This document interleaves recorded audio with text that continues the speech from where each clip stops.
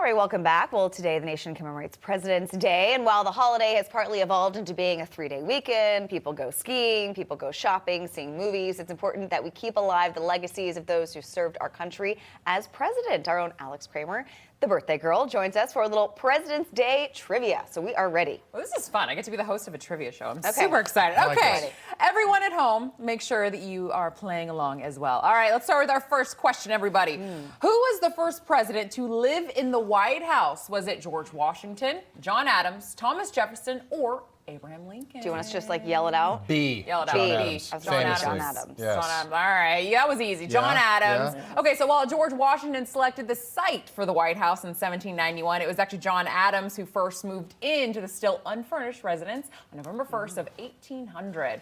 All right, that was easy. Let's go to question 2. The White House wasn't always known as the White House. It was sometimes called the Executive Mansion of the President's House and several other names as well. So which president officially named the building the White House? Was it A, George Washington, Abraham Lincoln, Andrew Johnson, or Theodore Roosevelt? I'm going to go later, D, Theodore Roosevelt. I was thinking Melanie, we got Collette. I was going to go C, but I don't know. Who was C? C was Andrew Johnson. It was Teddy Roosevelt. Teddy Roosevelt. Yeah, so you guys were right. Well, you think bully pulpit when you think Teddy Roosevelt. True. So, what better way to project that than, the executive mansion's kind of lame sounding. Very much so. But the White House, He formalized the name in 1901. All right, question number 3.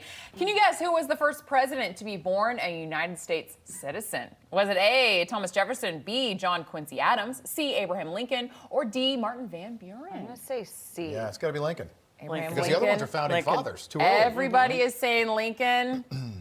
That's wrong. Is it? It is wrong. Van It Buren? is Martin Van Buren. Yeah, See, wrong. Van Buren's in that. There's a little window of presidents where it's just like, I think like 1870s to Teddy Roosevelt, like that 30 years, where it's like, Polk, Fillmore. Yeah, there's a lot of Nobody knows. We don't know much about those Van guys. Buren, though, that's one you should know. Yeah. Okay. All right. All right, question 4. Who was the only president to leave the White House and return for a second term 4 years later? Was it Benjamin Harrison, James Garfield, Grover Cleveland, or that never actually happened? So Cleveland. But the only reason we know that at Newsmax is because Trump is trying to do the same thing. Exactly. So we always make the comparison to Grover Cleveland. Oh, easy, yeah. It was Grover Cleveland. So he was the 22nd president and the 24th president of the United States. Cleveland lost his bid for re-election to Benjamin Harrison in 1888, but ran again and was elected in 1892.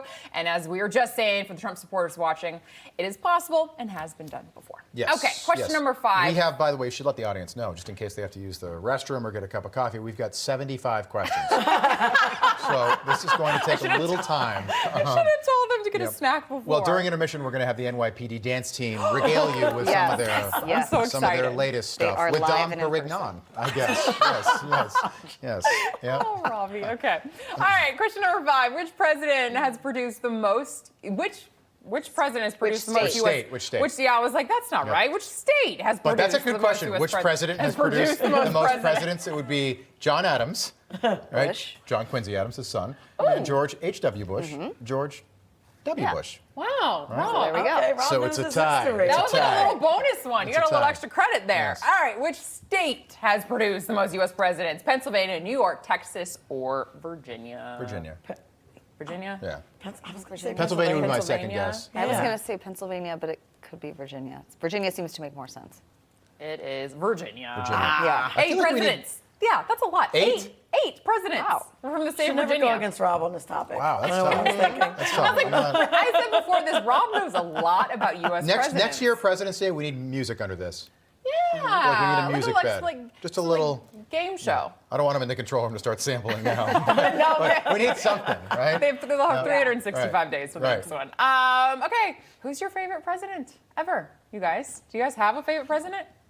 Loaded question. Yeah. It I don't is. have a favorite. I think maybe JFK for me. I knew you were going to say Yeah. JFK. Yeah.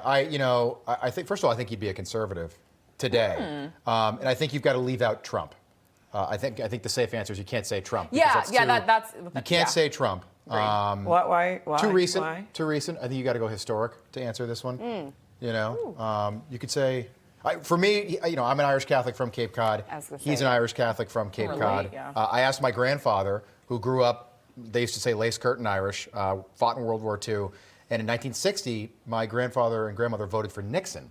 And I said, Pop, why would you guys not vote for the guy who grew up right down the street from you? And he said, I didn't want, I worked for everything I've got. I'm not for handouts. And I remember being in my 20s and thinking about that and thinking, But now that I'm, kind of in my 40s, it makes a lot more sense to me. Yeah. That I've got a family of my own. But what about you? I don't have a favorite, I don't think. I mean, I don't have that connection that you have to the Wouldn't it be funny JFK. if she was like, nope, Fillmore. Millard Fillmore. Hulk. He was always my guy. Yeah. He was Do you have one? always my guy. I was going to say Trump, and I know that sounds super lame. Can you think of one outside of Trump?